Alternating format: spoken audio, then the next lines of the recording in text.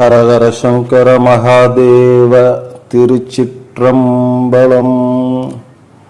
நினைத்த காரியங்கள் நிறைவேற வேண்டுமா? அம்மன் வழிபாடு செய்யுங்க.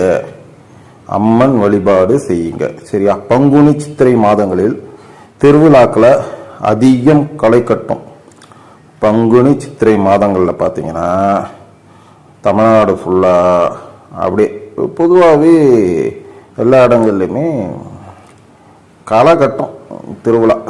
அதிலும் அம்மன் திருவிழா அப்படின்னு பார்த்தீங்கன்னா இந்த மாதங்களில் தான் சிறப்பாக நடைபெறும். அம்மன் வழிபாடு வீட்டில் இருக்கும் அனைத்து பிரச்சனைகளையும் நீங்க செய்து வாழ்வில் உங்களுக்கு சுபிக்ஷன் பெற உதவும். வெள்ளிக்கிழமை அம்மன் வழிபாடு செய்ய மிக உகந்த நாள். இந்த சிறப்புமிக்க நாளில் அம்மனை எவ்வாறு வழிபடலாம் என்பதை பார்ப்போம். சரியா? அம்மன் வழிபாடு அனைத்து விதமான தெய்வ காரியங்களுக்கும் வெள்ளிக்கிழமை மிக மிக மிக உகந்த நாள். வாழ்வில் முன்னேற்றம் இல்லாமலும் ஒரு விதமான குழப்பத்துடனும் அடுத்து என்ன செய்வது என்று தெரியாமலும் இருப்பவர்கள் வெள்ளிக்கிழமையான அன்னைக்கு வீட்டுக்கு அருகில் இருக்கும் ஏதோ ஒரு அம்மன் கோவிலுக்கு சென்று வழிபாடு செய்யுங்க. அப்படி செய்தால் உங்கள் பிரச்சனைகள் நிச்சயம் தீர்வு கிடைக்கும். அன்றைய தினத்துல கோவிலுக்கு சென்று நெய் தீபம் ஏற்றி அம்மனை வழிபாடு செய்வது மிகவும் நல்லது.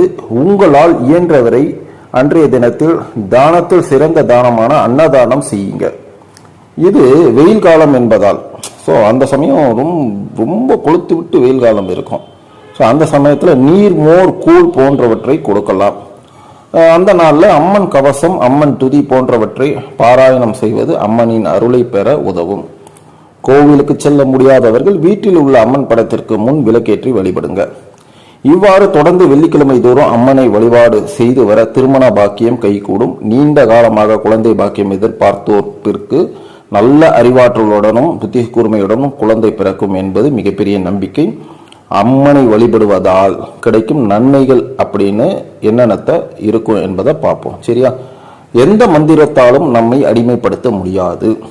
எந்த மந்திரத்தாலும் நம்மை அடிமைப்படுத்த முடியாது. இதுதான் உண்மை. ஏவல், பள்ளி, சூனியங்கள் நம்மை ஒன்றும் செய்யாது. இந்த வழிபாடு இன்னைக்கு வழிபாடு செய்யீங்கன்னா ஏவல், பில்லி, சூனியங்கள் எதுவுமே நம்மளை நெருங்காது. விரோதிகள் தன்னாலே அழிஞ்சு போயிடுவாங்க. அவங்கெல்லாம் உங்க கிட்ட கூட நெருங்க முடியாது. அந்த அம்மன் வழிபாடு செஞ்சீங்கன்னா அதிர்ஷ்டலட்சுமி நம் வீட்டிற்கு வந்து நம்முடைய கதவை தானாக தட்டும். தோல்வி அனைத்தும் புற முதுகு காட்டி ஓடியே ஓடி போயிடும்.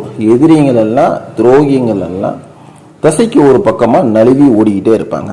இதை நீங்க கண்கூடாவே பார்க்கலாம். எவ்வளவு பெரிய பிரச்சனையா இருந்தாலும் அம்மனை உங்களுடைய அம்மாவா தாயா உற்று நோக்குங்க. சரணாகதி அடைங்க.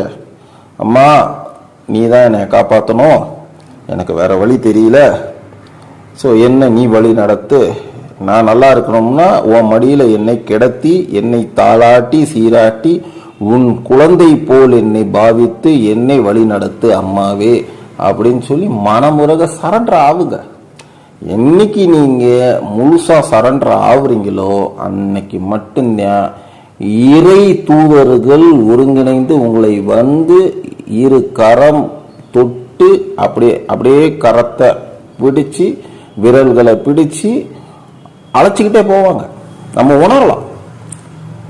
அம்மன் ஆசி பரிபூர்ணமாக கிடைக்கும். உங்களுடைய எல்லா வெற்றிக்கும் அம்மன் அருள் அந்த நிச்சயமாக கிடைக்கணும்னா அம்மன் வழிபாடு வெள்ளிக்கிழமை எனக்கு முக்கியம்.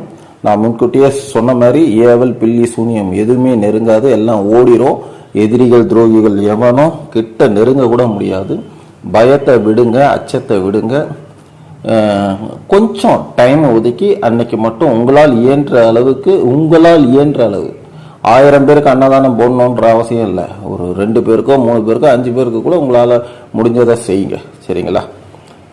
கோயிலில் அன்னதானம் செய்ய போகிறேன் அப்படின்னு சொல்லிட்டு குடும்பத்திலே 15 பேர் போய்கிட்டு அன்னதானம், பொங்கல், சுண்டல் அது இதெல்லாம் செஞ்சு எடுத்துகிட்டு போய் நெய்வேத்தியம் காமிச்சிட்டு நீங்களே கும்பலை கூடி தின்னுவிட்டு பாத்திரத்தை கவுத்துட்டு வராதிங்க. சரியா? பிரசாதம்னு கோயிலுக்கு எடுத்துகிட்டு போயிட்டீங்கன்னா அது உங்களதோ உங்கள் குடும்பத்ததோ கிடையாது. முதல்ல அதை நீங்கள் புரிஞ்சுக்கணும். அம்மன் வழிபாட்டுக்கு மட்டுமல்ல, இது அனைத்து தெய்வங்கள் வழிபாட்டுக்கும் இந்த ரூட்ஸ் ஒண்ணுதான். கோயிலுக்கு பிரசாதம்னு ஒன்று எடுத்துட்டு போயிட்டீங்கன்னா அதை ரவுண்டு கட்டி நம்ம குடும்பம்லாம் சாப்பிடக்கூடாது. அதை விட பெரிய பாவம் எதுவுமே கிடையாது. பிறருக்கு கொடுங்க. ஒரு பிடி நீங்க கொடுக்கறதுனால அவங்க வயிறு ரொம்பிட போதா? ஒரு பிடி பிரசாதம் நீங்கள் வீட்டில் சமைத்து கொண்டு வந்து நெய்வேத்தியம் படைத்த பிரசாதங்கள் ஒரு பிடி, ஒரு டீஸ்பூன் கொடுக்கறதுனால அவங்க வயிறு ஒன்றும் நிரம்பிட போறது கிடையாது. இல்லாம ஒன்றும் அவங்க உங்ககிட்ட பிரசாதத்துக்காக கை நீட்டலை. தெய்வ வடிவில் உங்களை பார்ப்பாங்க. உங்களுடைய பிரசாதத்தை, நீங்கள் வீட்டில் சமைத்து கொண்டு வந்திருக்கிற பிரசாதத்தை தெய்வ பிரசாதமாக கருதி கையை நீட்டுவாங்க. அதனால அவங்க பிச்சைக்காரங்களோ ஏதும் இல்லாதவங்களோ கிடையாது. சரியா? ஸோ அதனால வீட்டில இருந்து கொண்டு வர பிரசாதத்தை கோயிலுக்குன்னு எடுத்துட்டு வந்தீங்கன்னா அதை நீங்களே கூட்டம் கூடி சாப்பிடாம பறவைகளுக்கும் பிராணிகளுக்கும் மனிதர்களுக்கும் சமமாக எண்ணி அவர்களுக்கு உங்களால் இயன்ற அளவு தானம் செய்யுங்க. நன்மையை தரும். உங்களுக்கு ஆரோக்கியம் மேம்படும். நல்லதே நடக்கும். சரியா?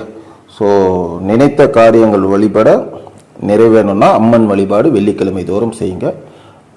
இந்த செய்தியை உங்களுடைய குடும்பத்தில் உள்ள அத்தனை பேருக்கும் இந்த ஊடக லிங்கை எல்லாருக்கும் அனுப்பி வைங்க. அவங்களையும் கேட்க சொல்லுங்க. கேட்கட்டும். யான் பெற்ற இன்பம் வையகம் பெறட்டும்ன்ற எண்ணத்தோட அவங்க உங்களை வாழ்த்துவாங்க. சரியா? ஸோ அந்த வாழ்த்துக்கள் தான் உங்களுக்கு பரிபூர்ண உங்களுடைய வம்சத்துக்கு நல்வழியை காமிக்கும். சரியா?